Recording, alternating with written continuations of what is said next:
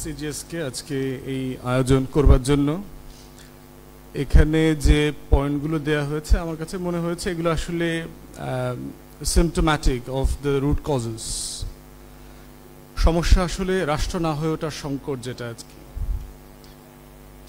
2014-15-16-তে যারা Scottish referendum follow করেছেন তারা জানবেন যে আমি যেহেতু ওখানে ছিলাম, রেফারেন্ডামে ভোট দিতে পারি নাই, কিন্তু ডিবেট ফলো করেছি খুব সিরিয়াসলি। এবং ডিবেটের 1 বছর আগে থেকে তারা স্বাধীন স্কটল্যান্ডটা দেখতে কেমন হবে তার পুরো রূপরেখা ছাপিয়েছে, মোটা বই আকারে পাবলিশ করেছে। স্কটল্যান্ড স্বাধীন হবার পরে তারা ইংল্যান্ডের মতো করে বাম পাশ দিয়ে হাঁটবে কিনা অথবা গাড়ি চালাবে কিনা, গাড়ির হুইল কি যে পাশে আছে এই পাশ থেকে অন্য পাশে চলে যাবে কিনা, রানী হেড অফ এ স্টেট থাকবেন কিনা, ব্রিটিশ পাউন্ড রাখা হবে কিনা, ইউরোপিয়ান ইউনিয়নের মেম্বারশিপ কি হবে, এই ধরনের নিটিগিটি ডিসকাশন পর্যন্ত করেছে। কিন্তু আমরা এই মুক্তিযুদ্ধের চেতনা, ব্যবসা চেতনার যে সাহিত্য, চেতনার গল্প, যেটা গত 53 বছর থেকে পড়ে আসছি, শুনে আসছি, আমি আসলে এই রাষ্ট্রটা বানানোর কোনো স্বপ্ন কল্পনা কোথাও দেখি নাই। কিছু মনে হয়েছে, ঘুম থেকে উঠলাম, মা জিজ্ঞেস করে না কি খাবি, রুটি ভেজে দিব, পরোটা দিব, বিস্কিট খাবি, কলা খাবি, কি খাবি, তো মনে চলো ঠিক আছে কলা খাইয়া বের হয়ে যাই। অথবা কিছুই বললাম না, বললাম যে আজকে প্রোগ্রামে দেরি হয়ে যাচ্ছে, কিছুই খাবো না, বাইরে গিয়ে চা খাবো। আমাদের স্বাধীনতা, আমাদের যারা founding fathers, with profound respect to their dedication and commitments, তারা আসলে বুঝেই নাই what is a state, what does it mean of becoming of so. তারা কোনো আউটলাইন দেয় নাই এই রাষ্ট্রের কি হবে। এই রাষ্ট্রের ঘোষণাপত্রটা ব্রিলিয়ান্টলি ড্রাফটেড, কোনো সন্দেহ নাই, কিন্তু how do you materialise such a statehood. এবং দেখে না হওয়ার সংকটটা কি হয়েছে, এই স্বপ্নগুলো না থাকবার কারণে রাষ্ট্র বানানোর। আপনি 71 সালে যুদ্ধ চলাকালীন সরকার, প্রবাসী সরকার, অক্টোবর মাসে ভারত সরকারের সাথে একটা 7 দফা গোপন চুক্তি করে এবং বাংলাদেশ অংশে হচ্ছে প্রবাসী সরকারের নজরুল ইসলাম সাহেব এটা সিগনেচার করেন, ওই সাইডে ভারতের এক সরকারি কর্মকর্তা করে। সেখানে বলা ছিল যে বাংলাদেশ রাষ্ট্রের কোনো সেনাবাহিনী থাকবে না, আমাদের একটা প্যারামিলিশিয়ারি বাহিনী থাকবে যেটা জয়েন্টলি ভারত কোঅর্ডিনেট করবে। আমার দেশের ডিসিএসপি অ্যাপয়েন্টমেন্ট পর্যন্ত ভারত দেবে। আমরা কোনো বিদেশি রাষ্ট্রের সাথে চুক্তি করতে চাইলে ভারতের সাথে সেটা সমন্বয় করে করতে হবে।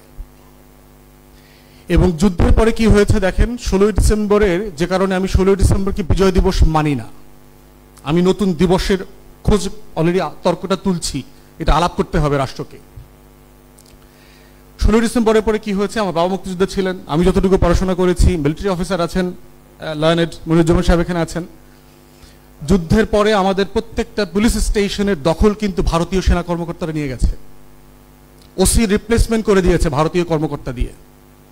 ন্যূনতম 3টা জেলাতে 3 জন ডিসিকে অ্যাপয়েন্ট করা হয়েছে। সিলেটের ইন্ডিয়ান অ্যাপয়েন্টেড ডিসি দায়িত্ব নিয়েছে, অলরেডি টেক ওভার করেছে। তাহলে সেই বাংলাদেশে 16ই ডিসেম্বর বিজয় দিবস হয় কিভাবে? আলোচনাটা কেন করছি, যে আমার স্টেটহুড নাই তো, আমার রাষ্ট্র সত্তাই তো তৈরি হয় নাই। এজন্যই নরেন্দ্র মোদীর মতো লোক আমাকে 16ই ডিসেম্বর মনে করায় দেয় যে কার সাথে কার যুদ্ধ, কে মরছে আর কে বিজয়ী হয়েছে। যে কারণে আমার সেনাপ্রধানের সাথে যখন ভারতের সেনাপ্রধানের মিটিং হয়, ভারতের সেনাপ্রধানের মিটিংয়ের পিছনে সারেন্ডার সেরিমনির ছবি লাগানো থাকে। হোয়াট ডাজ ইট মিন? আমরা 4 মাসের জন্য একটা ইন্ডিয়ান কলোনিতে পরিণত হয়েছিলাম। শেখ মুজিবুর রহমানকে আমি প্রচণ্ড ক্রিটিক্যালি দেখি, বাট তার যেটা হিস্টোরিক কন্ট্রিবিউশন, সারা বাংলাদেশ মিলে যুদ্ধ করে 9 মাসে যেভাবে দেশ স্বাধীন করেছে, শেখ মুজিব 10ই জানুয়ারি একা দেশটাকে আরেকবার স্বাধীন করছে। ফিরতি পথে দিল্লিতে গিয়ে ইন্দিরা গান্ধীকে বলছে, আপনাকে অনেক ধন্যবাদ, কৃতজ্ঞ, but please withdraw your forces. এবং সে বাধ্য করেছে। ইন্দিরা গান্ধী বুঝানোর জন্য বাংলাদেশে আবার কিন্তু আসছিল মার্চ মাসে, ওয়ার্ক করে নাই। 72-এর 12ই মার্চ বাংলাদেশের পক্ষ থেকে ফাইনাল কুচকাওয়াজ করে ভারতীয় সৈন্য বিদায় করা হয়েছে। এবং এটা ডিপার্চার প্রসেসে end of March early 1 April গেছে। তাহলে শেখ মুজিবের একক নেতৃত্বে বাংলাদেশ কিন্তু আবার মার্চ এপ্রিলে স্বাধীন হয়েছে। তার সমালোচনা অন্য জায়গায়, সেটা আমরা করব। তো আমার বিজয় দিবসের ওই জায়গাটা আছে। এই আলোচনাটা কেন জরুরি? আপনি রাষ্ট্রের কোনো ইনস্টিটিউশনই তো ডেভেলপ করে নাই। আমরা রাষ্ট্রকে তো রাষ্ট্র বানাইতে চাই নাই। বানাইতে চাইলে বাংলাদেশের লিটারেসি হার এখনো 30%, 40% কেন? সরকার বলছে যে আমাদের শিক্ষার হার নাকি 70-80%। কিসের ভিত্তিতে? স্বাক্ষর দিতে পারে এবং টিপসই দিতে পারে এই ভিত্তিতে। তাহলে একটা স্বাধীন রাষ্ট্র তার নাগরিককে নাগরিক আকারে কোথায় বিবেচনা করছে? ওই যে জমিদারি বন্দোবস্ত ছিল, যে দলিল জমা দিয়ে দাদন নিতে হইতো মহাজনের কাছ থেকে, কিসের ভিত্তিতে? একটা টিপসই রাখতো যে আমি টিপসই দিছি, তোমাকে দলিল দিলাম, তুমি আমাকে টাকা দিবা। আমার রাজনৈতিক বন্দোবস্তটা কিন্তু এখনো জমিদারি বন্দোবস্তে আছে। তো জমিদারি বন্দোবস্তে কিন্তু খাজনা তোলার লাঠিয়াল লাগে। 1861 সালের কথা আসছে পুলিশ আইনে। আপনি পার্লামেন্টারি ডিবেট যদি তখন পড়েন, ব্রিটিশ পার্লামেন্টের প্রায় একই সময়টাতে 10-15 বছর ব্যবধানে লন্ডনেও আপনার ওখানকার লোকাল পুলিশ ফোর্স তৈরি করা হয়েছে, আইন করা হয়েছে। ডিবেটের ভিতরে দেখবেন যে অসংখ্য পার্থক্য আছে।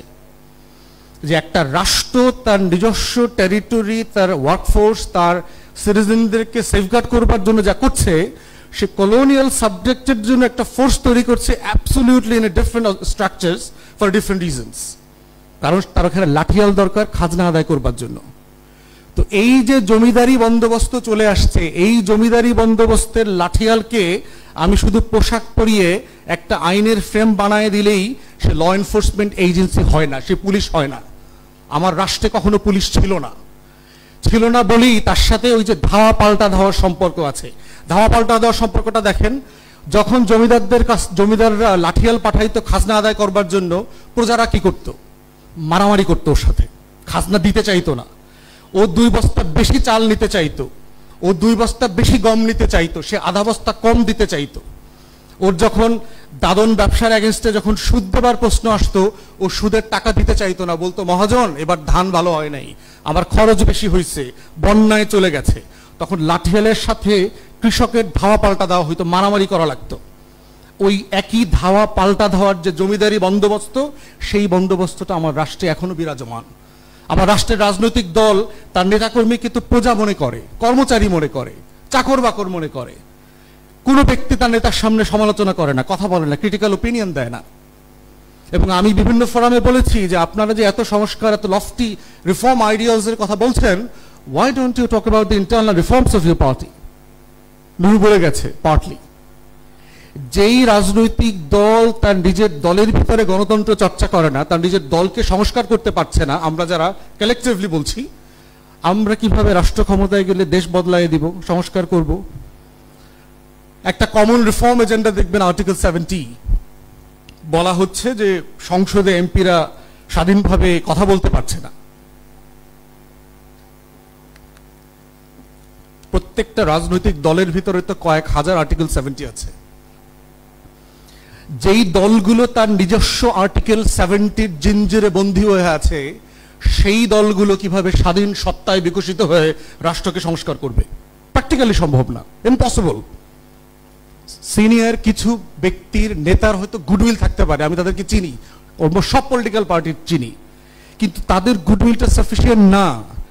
যদি হইতো এই সংস্কার প্রস্তাব যেটা নিয়ে আমরা কথা বলছি গত 1-1.5 বছর থেকে, প্রত্যেকটা রাজনৈতিক দল তাদের নেতাকর্মীরা এখন ব্যাপক হারে হাট ঘাট মাঠ বাস স্ট্যান্ড থেকে শুরু করে ব্যাংক দখল করা, ইন্স্যুরেন্স কোম্পানি দখল করা, মহাখালী বাস স্ট্যান্ড দখল করার মতো কাজ করতো না। তাহলে মনস্তত্ত্বের সংস্কার নাই, ওই যে জমিদারের লাঠিয়াল বাহিনী আমরা এখনো। তাই এই পুলিশ ফোর্স অথবা ল এনফোর্সমেন্ট এজেন্সির আলোচনায় দেখতে হবে যে আমার রাষ্ট্র কাঠামোতে আমি আসলে কোথায় আছি। আমরা বাংলাদেশে বাসিন্দা, আমরা নাগরিক না। এই রাষ্ট্রটা রাষ্ট্র না, এটা একটা জমিদারি বন্দোবস্ত। 47-এ আমার একটা জমিদারি বন্দোবস্ত ছিল, 71-এ আমি একটা নতুন জমিদারি বন্দোবস্ত করেছি। এই রাষ্ট্রটাকে যদি রাষ্ট্র না বানাই, আমরা নাগরিক না হই, কোনো ইনস্টিটিউশন, কোনো lofty ideals, drafting the new constitutions, reforms, laws shall not work. It's a historic journey. আমাদের মনোজাগতিক পরিবর্তন দরকার।